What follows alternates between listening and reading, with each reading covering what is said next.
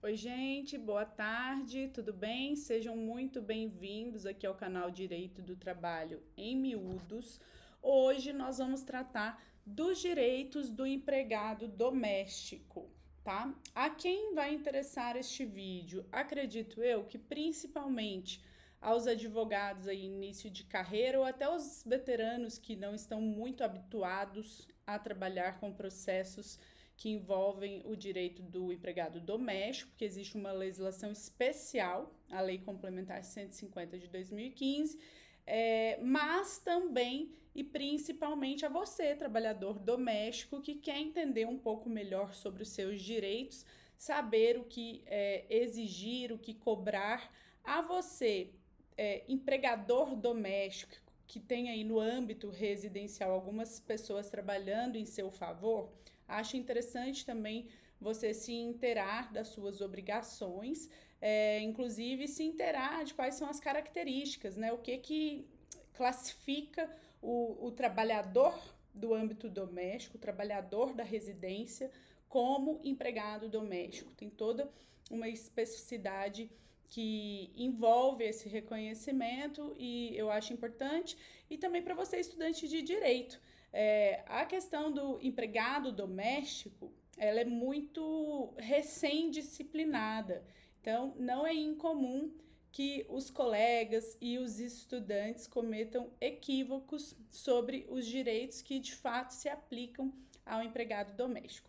Bom, antes de mais nada, eu acho importante a gente destacar que os empregados domésticos, eles foram e ainda são, infelizmente, historicamente excluídos da proteção do direito do trabalho, né? A proteção mais expressiva, ela é muito recente. A Lei Complementar 150, que definiu aí alguns direitos aos empregados domésticos, ela é de 2015, ou seja, tem apenas 11 anos que esta categoria recebeu aí alguma proteção justrabalhista. Isso porque em 2013 houve uma emenda constitucional incluindo aí os empregados domésticos, no manto da proteção social na Constituição Federal. Então foi preciso uma emenda constitucional lá atrás. O legislador constituinte deixou de fora, né, expressamente, os trabalhadores domésticos, e a CLT, de igual modo, excluiu expressamente, lá em 1943, os empregados domésticos do âmbito da proteção legal, instituída naquela época por meio da consolidação das leis do trabalho. Nós vimos em outras aulas que a CLT ela foi um instrumento, né, quase que político, a fim de legitimar o poder de Getúlio Vargas. E naquele momento, as elites políticas e sociais, enfim, econômicas do nosso país, recém-saídas aí do período escravocrata, optaram por deixar os empregados domésticos de fora da proteção. E o argumento, né, sempre existe um washing, aí tem o greenwashing, enfim, tem vários washings, né? Qual é o discurso que foi utilizado para deixá-los de fora? Foi de que essa relação é uma relação muito diferente da do empregado urbano, do empregado seletista, que, enfim, o empregador doméstico, o contratante, ele não explora ali a atividade econômica com finalidade lucrativa, que o empregado doméstico estaria inserido em um âmbito privado, de intimidade, gozando inclusive da confiança ali, seria uma relação, né, mútua de confiança e quase que de afeto, é aquele famoso ela é quase da minha família, ela é como se fosse da minha família. Enfim, houve essa exclusão de um segmento considerável de parcela de trabalhadores, né? Notadamente porque aqui no Brasil há essa cultura de trabalho doméstico, o que a gente sabe que em outros países não existe, que as pessoas estão aí culturalmente, habitualmente inseridas num contexto em que elas se viram, cada um dá conta do seu trabalho, da sua sujeira e da sua bagunça, e todos vivem sem explorar esse tipo de trabalho. mas aqui no Brasil isso é uma cultura e esses empregados, estes trabalhadores, ficaram excluídos quando da consolidação das leis trabalhistas. Perfeito. Até 1972, gente, não havia garantia sequer ao salário mínimo a estes trabalhadores, tá? Eu me lembro, quando eu ainda era estudante de direito, que era muito comum isso. Todos aceitavam isso de uma forma pacífica, a jurisprudência, os intérpretes, a doutrina. Isso era uma aberração muito pacificada, ninguém contestava, estava todo mundo acostumado a essa exclusão, uma exclusão que nós bem sabemos é racializada, é de classe social, enfim, foi uma opção excluir todos estes trabalhadores da proteção sob esse discurso que eu comentei aqui. Pois bem, em 2015 vem então a Lei Complementar 150 para regulamentar o artigo 7º da Constituição Federal, que havia sido modificado por meio da emenda constitucional em 2013. E essa legislação, a Lei Complementar 150 de 2015, é a lei que regulamenta o emprego doméstico, tá? Então, existe uma lei específica, uma lei especial que trata dos direitos do empregado doméstico. Então, a gente só vai aplicar a CLT subsidiariamente. Quando? Quando a legislação específica, a Lei Complementar 150 de 2015, for omissa com relação a determinada matéria e ainda assim não houver nenhum conflito ali com o trabalho doméstico, né? Não for incompatível com o trabalho doméstico, tá? Então, a ordem de definição dos direitos é a seguinte: primeiro você vai ver se lá na Lei Complementar 150 aquela determinada matéria é regulamentada. Se ela for regulamentada pela Lei 150, não há que se falar em consulta à CLT. A CLT somente será aplicada de forma subsidiária em caso de omissão, tá bom? Então, essa é uma regra, né, de aplicação da lei, das normas. Inclusive é uma regra definida ali pela LINDB, que é a Lei de Introdução ao Direito Brasileiro, que define, primeiro você aplica a lei especial e somente subsidiariamente em caso de omissão e se não houver contradição, conflito, se não for incompatível, é que você vai aplicar a lei geral, que no caso é a CLT. Combinado? Gente, é sempre bom lembrar, né, que é essencial que seja realizado, seja lá em qual situação for, em qual norma, de qual norma nós estivermos falando, um controle de constitucionalidade. Então, por exemplo, a CLT, após a reforma trabalhista, que passou a vigorar em 2017, principalmente, ela trouxe muitos dispositivos inconstitucionais. Alguns estão ainda hoje em debate lá no Supremo Tribunal Federal para saber se são inconstitucionais, se não são. Então, quando eu falo que se aplica primeiro a norma especial, que é a Lei Complementar 150, e depois, subsidiariamente, a CLT, eu me refiro a aplica-se desde que sejam dispositivos, sejam normativas já passadas pelo crivo constitucional. Combinado? Sempre bom lembrar, né? Enfim, e como que a gente faz para saber, primeiro, se o empregado é um empregado doméstico? Há aí no senso comum a falsa ideia de que empregado doméstico é a mulher, né? Sempre há também essa discriminação de gênero quando nos referimos a trabalho doméstico, há essa ideia de que é uma mulher que trabalha ali na residência de uma família, geralmente realizando serviços de limpeza, de faxina, de cozinheira, de babá. Essa é a ideia do senso comum. Mas nós, operadores do direito, e você que é trabalhador doméstico ou empregador doméstico, contratante de trabalho no âmbito residencial, você precisa saber que não é isso que define se o trabalhador é ou não empregado doméstico, tá? Então, vamos descobrir quando que nós estamos diante da figura do empregado doméstico para a gente saber quando é que nós vamos aplicar a Lei Complementar 150 e, subsidiariamente, a CLT. Combinado? Primeiro de tudo, a definição, né, o enquadramento do empregado como doméstico, ele se dá pela via inversa. Então, você vai analisar aí de cara a figura do contratante, a figura do empregador, para verificar se ele exerce ou não uma atividade econômica. Então, vamos lá. Nas outras aulas, nós tratamos dos requisitos do vínculo de emprego, certo? Foram 5. Então, hoje aqui, antes de tratar desses 5 que definem o emprego, nós vamos trazer os requisitos especiais do empregado doméstico. São 3 requisitos especiais. Vamos observar a figura do contratante, do patrão, né? Do possível patrão. Ele exerce uma atividade lucrativa com finalidade econômica? Ele está vendendo algum produto, produzindo algo ali para comercializar depois ou não? Aquela prestação de serviços é exclusiva do âmbito residencial sem finalidade lucrativa.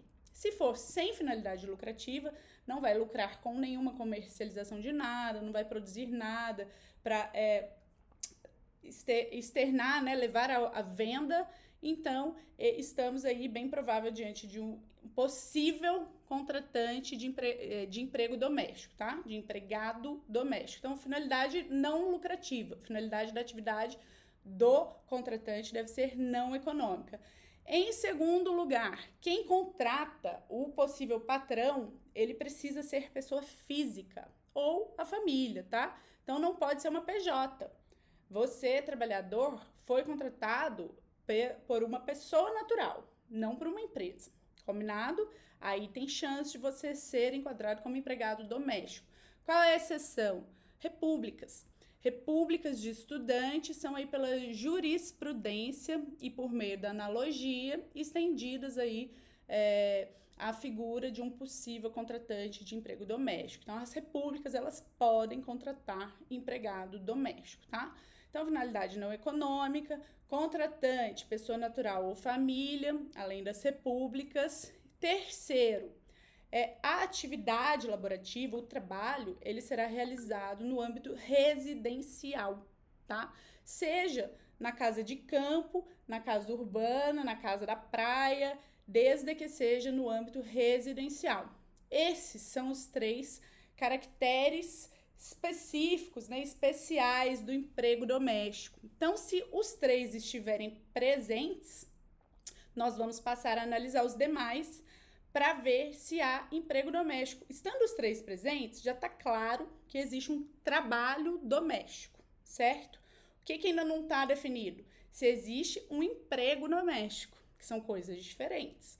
O emprego a gente já viu sobre os requisitos numa aula passada e a gente sabe que o empregado é aí a figura protagonista, né? Principal destinatário da proteção do direito do trabalho. Por isso que interessa a análise dos demais requisitos. Então, bora analisar os outros requisitos? Pois bem, o outro requisito é o requisito da continuidade. O emprego doméstico, para dizer que a pessoa é empregada ou empregado doméstico, ela deve realizar um trabalho por mais de 2 vezes na semana. Então, mínimo 3 vezes na semana, essa pessoa vai prestar os seus serviços ali no âmbito residencial, sem finalidade lucrativa, lembram-se? Beleza. Para pessoa natural, para o patrão ou patroa, família ou república. Esse é um requisito que ele substitui o requisito da não eventualidade. Lembra que a gente tratou que no emprego é não eventualidade. Para a avaliação da não eventualidade, é necessário analisar qual que é o trabalho, como que ele se insere naquela estrutura, se ele é pontual ou não. O da continuidade é mais fácil. Basta essa análise quantitativa. Trabalhou mais de 3 vezes na semana, vai ser, então, o emprego, é possível que haja emprego doméstico. E aí nós vamos analisar os demais requisitos, né? Se há onerosidade, ou seja, a pessoa está trabalhando em troca de dinheiro, então mais um requisito está preenchido. A pessoa que presta o trabalho é uma pessoa natural, não é PJ, mais um requisito está preenchido.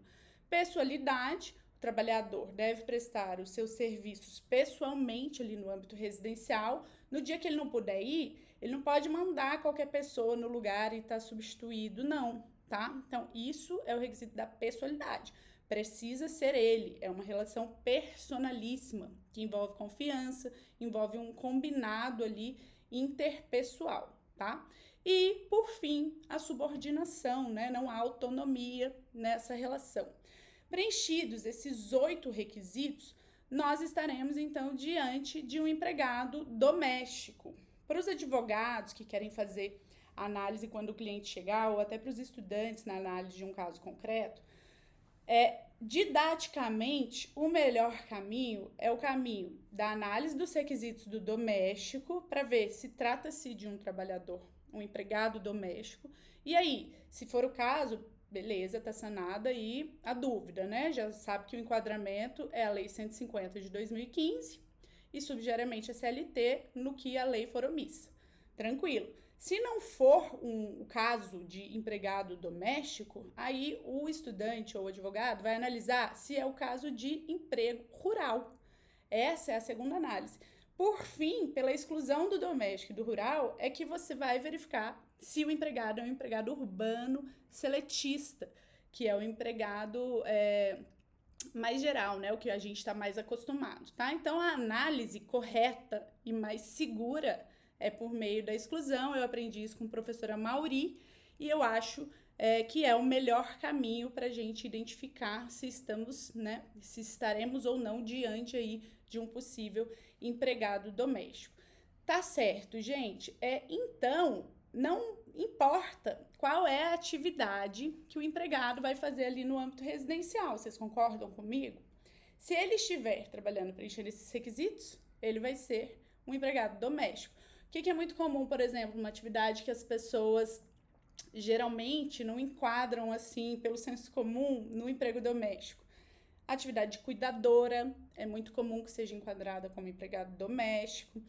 A atividade de motorista, certo? Motorista ali do âmbito residencial também, geralmente a pessoa já não percebe automaticamente que ela é um empregado ou uma empregada doméstica, né? Porque o senso comum tem uma outra ideia desse tipo de trabalho, tá? Entre outros, né? Babá, enfim, qualquer atividade. Inclusive, gente, a gente está acostumado a tratar de atividades manuais e de cuidado, mas nada impede que seja uma atividade intelectual, você concorda? Então, a Constituição diz, né, que não devemos fazer distinção, a lei não fará distinção entre o trabalho intelectual e o trabalho manual. Então, em tese, é possível um trabalho intelectual ali dentro do lar, dentro do âmbito residencial, que seja enquadrado como emprego doméstico. Não é o que a gente costuma ver, mas é possível, tá? Pelo menos em tese, pelo menos do ponto de vista teórico, enfim. Então, que fique claro que, primeiro, devemos fazer essa análise se estamos ou não diante da figura do empregado doméstico, para sabermos se aplicaremos, então, a Lei Complementar 150 ou se a gente vai direto na CLT. Gente, isso importa de diversas maneiras, tá? Tem muitos dispositivos da CLT, inclusive pós-reforma trabalhista, que não se aplicam aos domésticos. Vou dar um exemplo clássico aqui. Empregado doméstico não tem direito à indenização de 40% sobre o fundo de garantia. Então, sabe o fundo de garantia mais a multa dos 40%? O empregado doméstico, ele não tem essa multa dos 40%. No caso do empregado doméstico, todo mês o empregador recolhe ali uma indenização, né? Que agora é indenização compensatória pela perda do emprego, de 3,2% da remuneração do empregado, e ao final do contrato de trabalho, se ele for dispensado sem justa causa, ele vai conseguir levantar esses valores. Então, tá vendo como não é 40%, não é uma multa de 40%? Ela pode ser menos ou pode ser mais, vai depender de quanto tempo vai perdurar aí esse contrato de emprego. Além da multa do FGTS, uma outra distinção, por exemplo, que é clássica das pessoas confundirem, principalmente após a reforma trabalhista. As férias do doméstico, elas não podem ser divididas em mais de 2 períodos, né? Mais de 2 frações. Lembram-se que a CLT pós-reforma trabalhista trouxe a opção de as férias do empregado comum, do empregado urbano, poderem ser fracionados em até 3 períodos. Lembram-se disso? Pois bem, o doméstico, a lei especial, que é a Lei Complementar 150 de 2015, ela possui regulamentação específica com relação às férias. Então, essa normativa, essa lei, autoriza o fracionamento das férias do empregado doméstico em até 2 períodos, sendo que um deverá ter no mínimo 14 dias. Então, é uma legislação especial, ela vai ser aplicada e somente se não houvesse previsão sobre férias é que se aplicaria a CLT, mas tá certo? Outra questão que é muito comum também de gerar confusão. A CLT prevê aí o prazo de 5 dias para o empregador proceder com o registro na carteira de trabalho após a admissão. Isso depois da reforma. A Lei 150, que é a lei que regulamenta o trabalho doméstico, ela tem um prazo específico. Ela segue lá com o prazo de 48 horas. Então, o empregador, ele precisa observar o prazo de 48 horas. Além de inúmeros outros dispositivos, tá certo? E a gente vai falar de alguns aqui, nós vamos tratar especificamente dos direitos dos domésticos. Enfim, eu acho que é importante estar bem consolidado na cabeça de todos os que têm interesse neste assunto, que estamos diante de um empregado especial, um empregado distinto, que foi aí por muitos anos excluído, né, da proteção da legislação trabalhista, que muito recentemente obteve uma proteção mínima, que essa proteção se dá principalmente pela aplicação da Lei Complementar 150 de 2015 e subsidiariamente pela CLT, tá, gente? Então, não cometa essa gafe, não cometa esse erro, você pode causar prejuízo para o seu cliente. Você, empregador, pode estar descumprindo aí alguma obrigação do contrato de emprego específico, especial do emprego doméstico, que depois pode ser sancionada de alguma maneira, né? Caso você não observe ali a legislação específica, tá? Então, vamos lá. Vamos falar direto, então, dos direitos do doméstico, que eu acho que é o que mais importa e o que mais gera dúvida. Primeiro de tudo, gente, o emprego doméstico, ele somente pode ser, o contrato de emprego doméstico somente pode ser celebrado por maiores de 18 anos, tá? O emprego comum pode ser realizado por pessoas de 16 anos em diante. Então, é lícito o emprego após os 16 anos, exceto algumas exceções, né? Atividade perigosa, insalubre, etc. Mas o doméstico não pode, somente a partir dos 18 anos.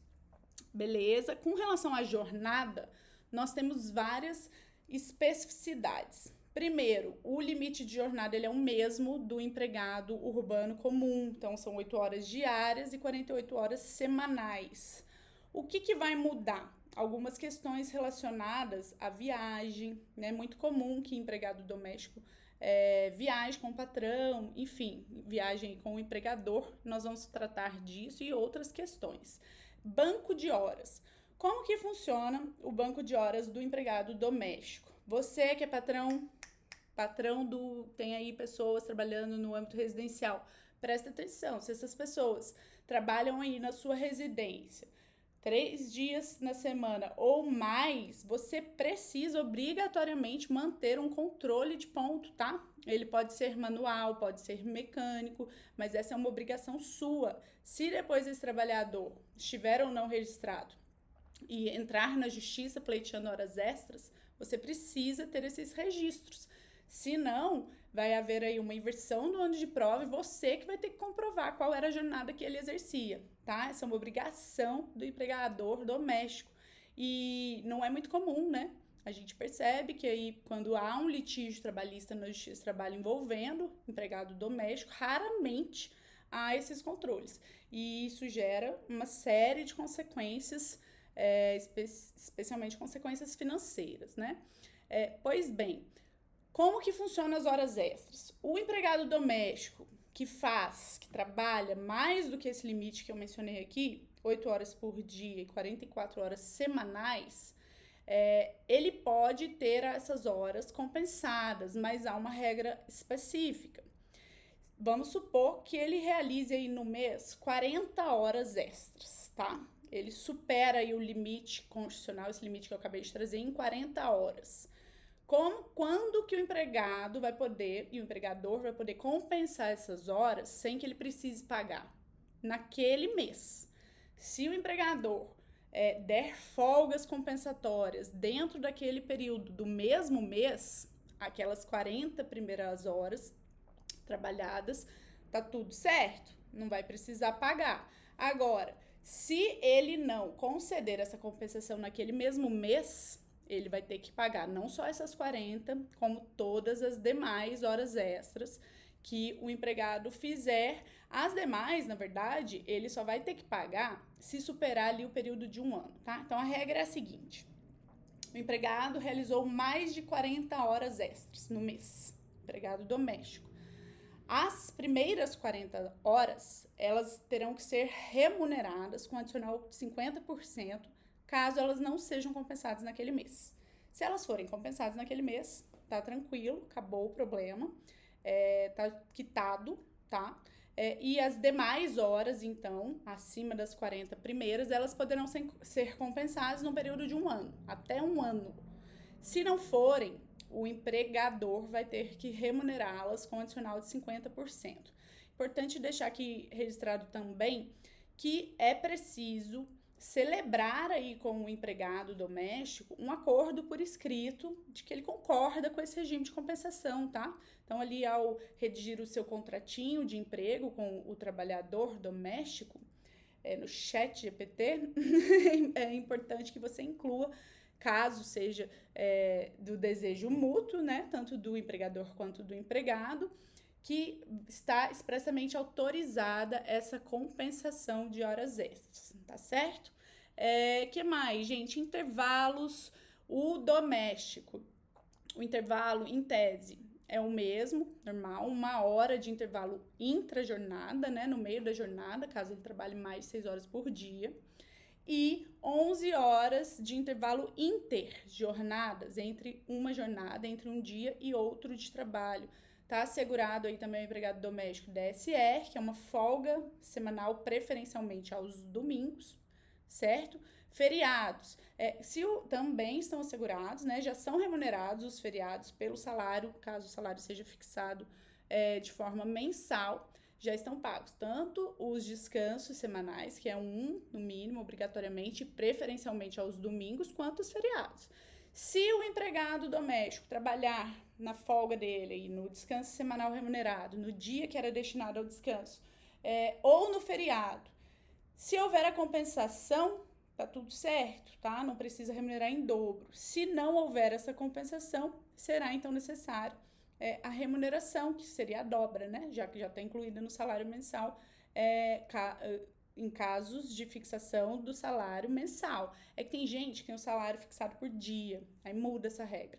Se tiver o salário fixado por quinzena, muda essa regra. Mas como, de um modo geral, o salário é fixado por mês, a gente vai tratar aí como se fosse essa a regra geral que comporta exceções, tá certo? Gente, tem uma pequena exceção, que é o empregado que mora no âmbito ali residencial da família. Isso não é incomum ainda hoje no nosso país. Tem algumas questões específicas relacionadas a essa situação. O empregado que reside na casa aí dos patrões, né, ele reside no local de trabalho, durante as suas férias, ele está autorizado, é lícito que ele permaneça na residência, mesmo sem prestação laborativa, tá certo? Além disso, caso ele resida ali no local, é possível bipartir o intervalo intrajornada em 2, tá? Desde que cada um desses intervalos tenha no mínimo 1 hora e desde que no dia os intervalos não ultrapassem 4 horas. Qual que é o sentido dessa regra? O sentido é o empregado não ter que ficar ali o dia inteiro à disposição, né? Como se fosse aquela dupla pegada de motoristas. Então, por isso que é essa limitação até 4 horas por dia de intervalo, podendo ser bipartido aí em 2 períodos, tá certo? Gente, empregado doméstico pode trabalhar em jornada 12 por 36, desde que haja esse acordo por escrito aí com o patrão. Acordo por escrito é simplesmente constar isso no contrato de trabalho escrito no momento ali da admissão, ou mesmo posteriormente, quando assim decidirem, fazerem um aditivo, desde que haja essa expressa concordância.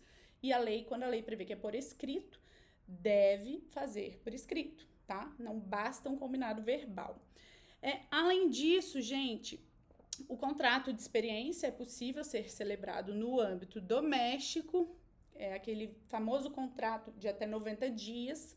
Caso haja a rescisão no meio desse contrato de experiência, por iniciativa do patrão, esse patrão vai ter que pagar aí para o empregado 50% do período ali que faltava. Então, vamos supor, são 90 dias, né? Coloquei 3 aqui, 3 meses, e o empregado trabalhou 2 e o patrão falou assim, não deu certo, não quero mais. Concordam que falta um mês? Perfeito. Esse período de um mês, ele deverá ser remunerado, indenizado ao empregado pela metade. Então, o patrão vai ter que pagar 15 dias, como se estivesse trabalhando o empregado, como se fosse uma multa ali resilitória pela antecipação do término de um contrato, que em tese é um contrato por prazo determinado, com uma data final anteriormente já definida, certo? Então, é isso. Com relação aqui ao trabalhador em viagem com o patrão, tem um detalhe que eu esqueci de falar, que é o seguinte, o trabalhador doméstico, o empregado doméstico, que vai em viagem com os patrões, aí vai para praia, vai para fora, para outro país, não sei, vai viajar com o patrão. Vamos dar o exemplo de babá, que é muito comum. Vai viajar com o patrão, com as crianças, para cuidar das crianças. Como é que funciona?